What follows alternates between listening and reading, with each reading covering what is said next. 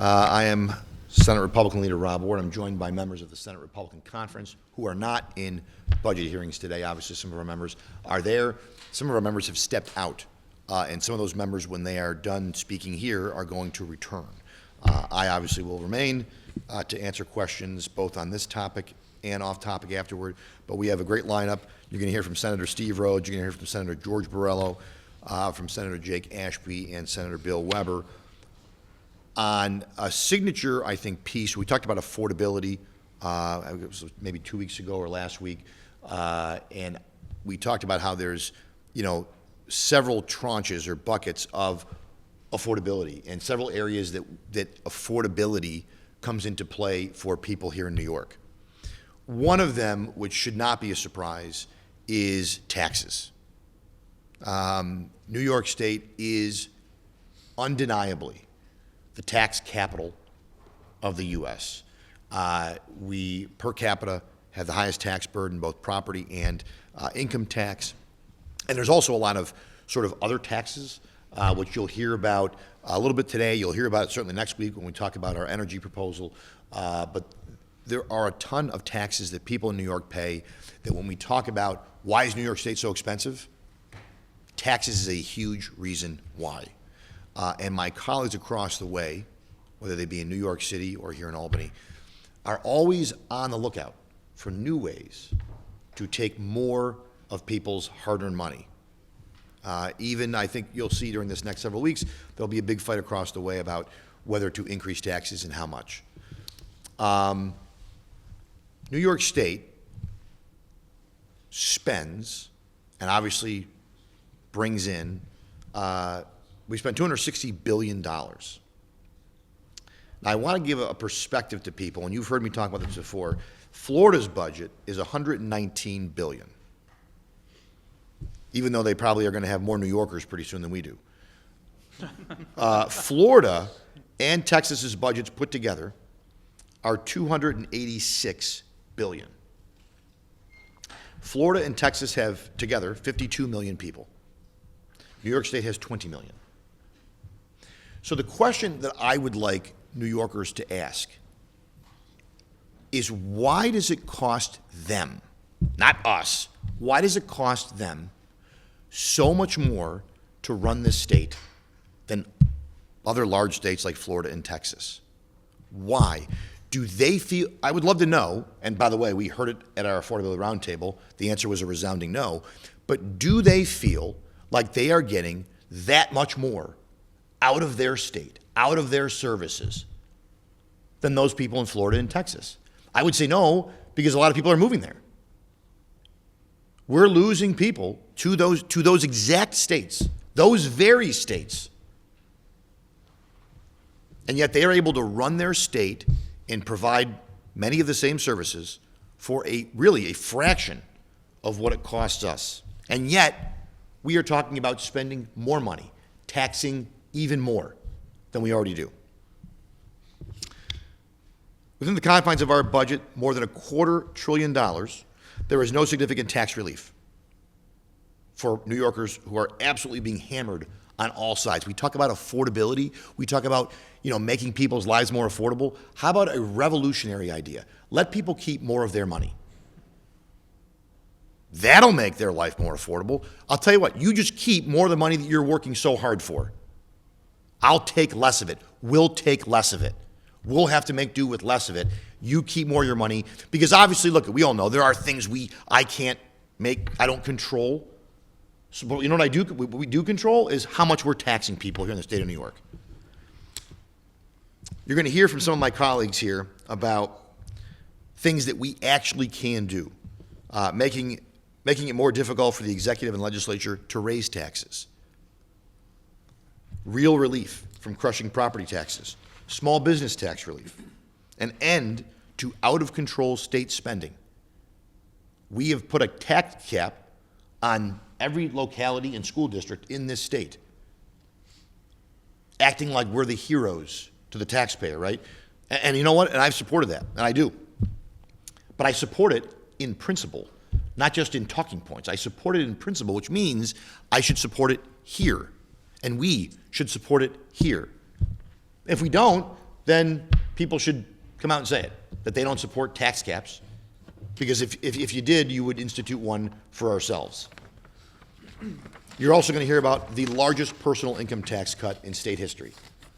A new bill, a signature piece of our tax and affordability agenda. You're going to hear from our next speaker very shortly on that. Without further ado, I do want to call up Senator Rhodes has been working on this piece of legislation, for several months. It is a well thought out bill. He reached out to me in the summertime with this idea and went through a lot of different iterations and conversations to get to where we are today. But this is not just, some sort of press grabbing. This is a real piece of legislation, and behind it is, again, a very simple premise. You want to make life more affordable for people in New York. You want to attract people to the state of New York. You want to keep employers here in the state of New York. Let them keep more of their hard-earned money. And I'm talking about working people, regular folks. This is not, for only those who are very successful and high-income earners. This is for regular people that most of us represent. To talk more about this bill and about the idea behind it, I want to call up my colleague, someone who's worked very hard on this, Senator Steve Rhodes.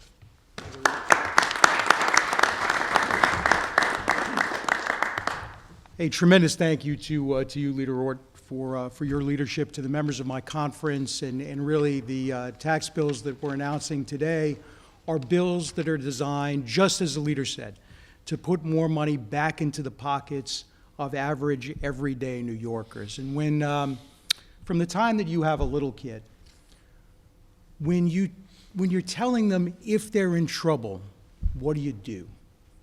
I'm sure everybody here told them, call 911. When you're in trouble, when you need the police, when you need the fire department, when you need rescue personnel, call 911. Well, I'll tell you, taxpayers in New York State have been dialing 911 for years. And Governor Hochul and the Democrats haven't been answering. New York State imposes the highest personal income tax burden in the nation on its residents. Albany's lack of fiscal discipline, their overregulation, their poor policy choices have made the American dream unaffordable and unattainable for the average New Yorker. Just the increase in annual state spending since 2019, as of the governor's proposed budget, $89 billion, has eclipsed the total amount that New York State collects in personal income taxes. Had they simply exercised fiscal discipline, you wouldn't need a state personal income tax at all. And the result from doing that is predictable. New York continues to hemorrhage talent. We hemorrhage economic activity, and we hemorrhage productivity as citizens flee to other states with lower tax burdens and more opportunities for their families.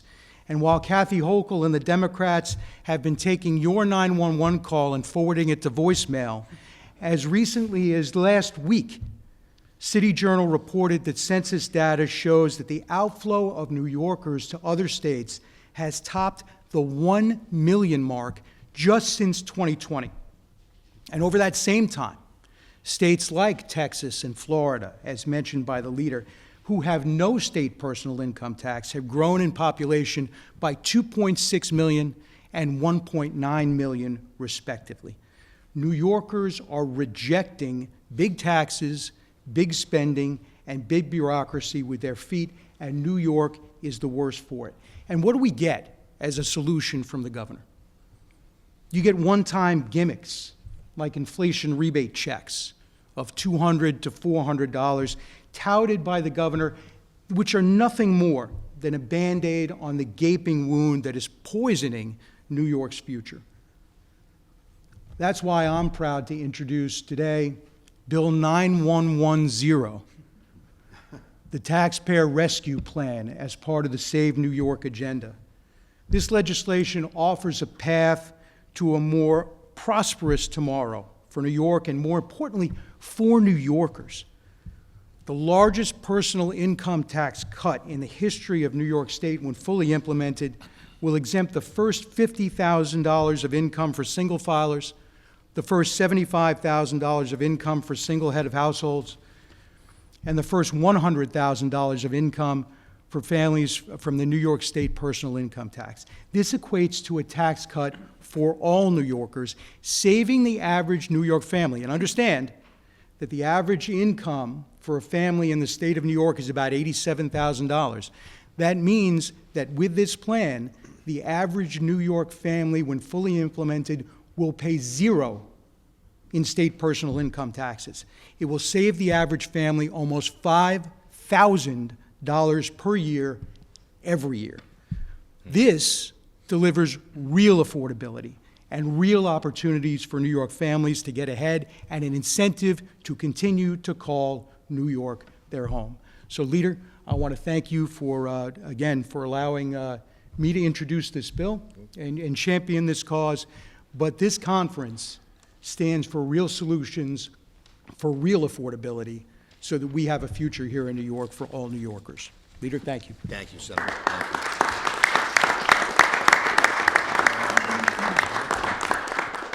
And again, I want to thank Senator Rhodes.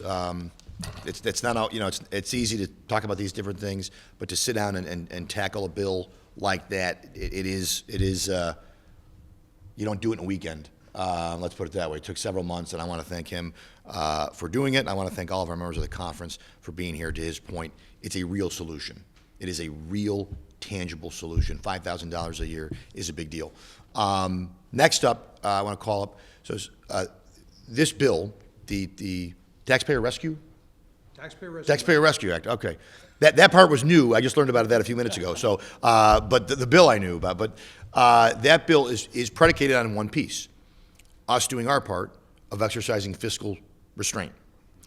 And of course, that's not, we're on the honor system here in Albany. Unlike our local mayors and supervisors, you have to sort of take our word for it that we're going to keep ourselves in check. Senator Borrello, who's kind of a trust but verify guy, he's got a bill that would institute a 2% spending cap, and this is a companion piece, essentially, to this other bill. So I want to call up at this time to talk a little bit about his bill and why it's important, not just in general, but as it relates to the Taxpayer Rescue Plan. Senator George Borrello. Senator. Thank you, Leader. I also want to compliment Senator Rhodes on that amazing bill, and also your luck on the draw on that number. That's great. Yeah, exactly. So, folks, for those who don't know, I spent 10 years in county government, including county executive, and we had to adhere to a 2% tax cap. That was the law, and we stayed within that cap, sometimes well below that cap. Sometimes zero increase in Chautauqua County when I was county executive and county legislator. It was fiscal discipline that was required and that we welcomed, but not here in Albany. When the Republicans were in charge of this chamber before I was here, it did indeed adhere to that 2% tax cap. I'm not a fan of Andrew Cuomo's, but he also adhered to that 2% tax cap. And now we have seen a giant increase by billions and billions of dollars under one-party rule here in New York State. And it has strained everyone at every level, every small business owner, every local government official. It has made their job more difficult. We spend all this money, and yet we don't have anything to show for it other than more fiscal stress. Every single day in my office, I meet with folks that aren't getting enough money to take care of the most vulnerable people in our state, senior citizens, people in hospitals and nursing homes. And yet we have a record-breaking $260 billion, more than $250 billion annual budget here in New York State. But at the local level, it's different. This 2% tax cap has obviously worked in our areas. But the problem is, because of these unfunded mandates, state unfunded mandates, it has made our job more difficult. And every county that I'm aware of spends the majority of their budget just to cover the local share of Medicaid. In Chautauqua County, where I'm from, 50 cents of every property tax dollar collected goes to to cover the local cost of Medicaid. In Erie County, our neighbor to the north, 100%, every single penny collected in property taxes goes just to cover the local share of Medicaid. And yet we have billions of dollars of waste, fraud, and abuse in the Medicaid system that has gone unchecked. Putting a 2% tax cap in place, which is what my bill S-1296 does, would force that discipline, would force finally to have the state address the billions of dollars of waste, fraud, and abuse, and some fiscal discipline, okay? You get better fiscal discipline if you gave your credit card to a 6-year-old and sent them into the M&M world in Times Square than you get out of Albany. That's what we see here in New York State, and it's got to end. We have to start living within our means, like we ask every family, every municipality, every business owner to do in New York State. Between my private life and my public life, I've done a lot of budgeting, and it's hard, and it takes sacrifice. It's time for New Yorkers that have sacrificed so much for the state to actually have a state government that sacrifices for them. Thank you. Thank you, Senator. Thank you.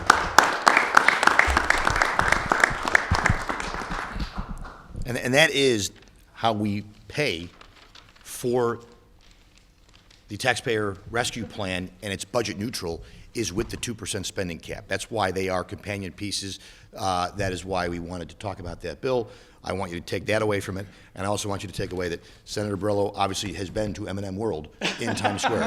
I didn't know there was such a place, but apparently there is. So that was what I learned in that part. But I want to thank Senator Borrello, obviously, for that. He's had that bill for a long time. And feels very passionate about it as a former local official like myself, and it fits perfectly with Senator Rhodes' bill. And again, both are priorities for this conference, and New Yorkers should care about both of those things. And I believe strongly, if you said to the people of New York, should the state have a 2% spending cap, it would be like 90%, maybe more, because it's well needed. Next up, I want to turn this over to certainly no stranger to all of you here in the Albany area. He's going to talk about a bill that he sponsors that obviously, again, goes into our putting more dollars, hard-earned dollars. And I don't even want to say put it back in their pockets, letting people keep their money. You know, Senator Rhodes talked about the rebate check. And, you know, hey, look, no one's going to say no to $200, $400. But it's their money. It's the people of this state's money. We're not giving anything to you. It didn't come from Rob Ord. It's your money that we apparently over-collected, and we're giving it back. So I think that's an important distinction. Without further ado, I want to call up, he stepped out of the hearing to be here today for this presser, Senator Jake Ashby. Well, good afternoon, everybody. It's great to join with my colleagues here today. I want to thank Leader Ort, Senator Rhodes, Senator Borrello, and on that note of Medicaid and spending, New York is one of 3 states that puts counties at the forefront of helping to pay for Medicaid. $2.4 billion north of New York City go towards this. And we put forward a bill last year that was able to draw bipartisan support across the state, from County Executive Dan McCoy to County Executive Steve McLaughlin to Steve Aquario. And what it would do is it would just eliminate the county's responsibility. And I know that there are questions out there. Many of them start with, well, where would you get this money? How would this shell game work?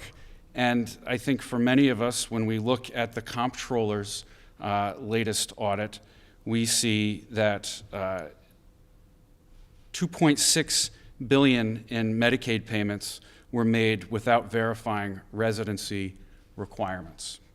$1.2 billion in spending on seniors who have moved out of the state on managed care plans.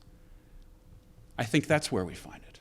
I think that's where we find that relief. And on that note of outward migration, this is a reason why. This is a reason why we continue to see people leave of all ages, entire families, generations leaving this state because the state remains tone deaf on this. And this would be a great first step, a great indication that we are listening, that we are taking notice of potentially losing 3 congressional seats. Who wants that to happen? They talk about federal assistance. What would happen then? How about a balanced approach? How about we listen to our constituents? We listen to these county leaders who, again, bipartisan support on this. Thank you. Thank you, Senator.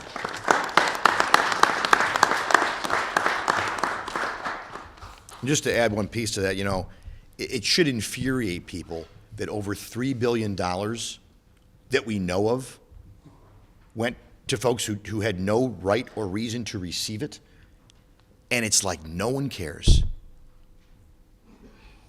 It's the apathy is unbelievable. But when you spend $260 billion, I guess, you lose $3 billion, maybe you don't really care as much. This conference cares. And everyone watching, people at home, you should care too, because it's your money. And I appreciate Senator Ashby's bill.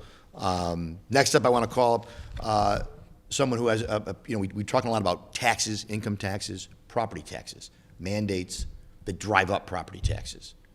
But we all know that it's that combined tax picture. It's the income tax and it's the property tax.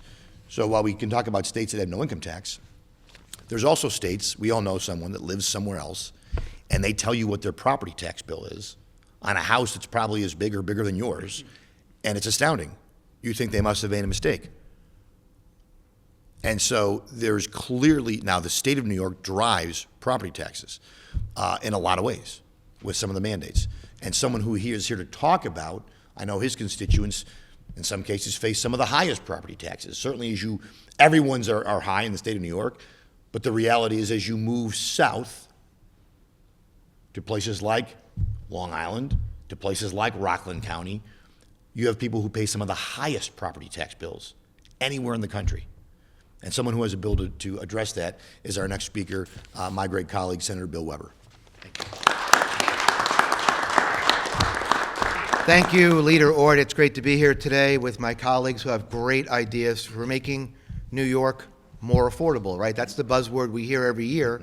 And, you see the majority always patting themselves on the back at the last day of session, end of the budget session, end of the year, saying we made a great stride towards affordability, and then we come back and hear them talking about affordability again. So, as my colleagues have mentioned, New York homeowners are being crushed by some of the highest property taxes in the nation.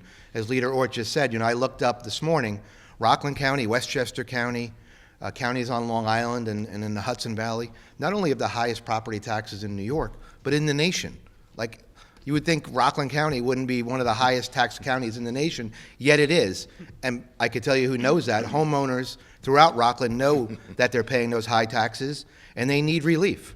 It's hitting working families. It's hitting seniors the hardest. I hear from seniors all the time saying, I want to stay and be around my families and be around my grandchildren, but we can't afford the property taxes to stay here. And they move to North Carolina, South Carolina, to an equivalent home and are paying maybe $1,500 in annual taxes, something that makes it more desirable to leave New York State. So we have a bill here that's going to put a property tax freeze credit. It's Bill 8489. It's real common sense relief that will really give those seniors and working families the opportunity not only to stay in New York State, but to remain in this area for a long time to come, because this money will put money directly back into their pockets. Maybe they're struggling with high utility bills. Maybe they're struggling paying their groceries. This is needed money for them to have back in their pocket. It's over 3 years. This bill will save homeowners more than $2.5 billion, and that's with a B. And we talk about New York State being unaffordable. This will make many people's lives, especially in Rockland County, more affordable and easier for them to live in the county that I call home as well. So it builds on the cap by effectively freezing property taxes for homeowners in communities that stay within the tax cap, local governments that comply for the next 2 years, and school districts that comply for the next 3 years will protect their residents from further tax hikes. Again, New Yorkers are being crushed by property taxes. My bill freezes those increases and saves homeowners over $2.5 billion and delivers real relief when families need it the most. This relief can begin with the 2026-27 school year, and also for local governments starting in the fiscal year 2026. And again, at a time when costs keep rising and services keep declining, taxpayers deserve action and not excuses. It's time for the majorities to join our conference and actually listen to the homeowners and advance real, practical property tax relief. I want to thank my colleagues, Senator Rhodes, Senator Borrello, Senator Ashby, for really putting common sense solutions on the table that when you take them combined will really deliver tax relief and make New York more affordable for the residents of our district. So I'm so happy to be part of this conference, and I'm so thrilled to have a bill that I think, when enacted, will really bring New York back to where it needs to be again. So thank you, Leader. Thank you, Senator.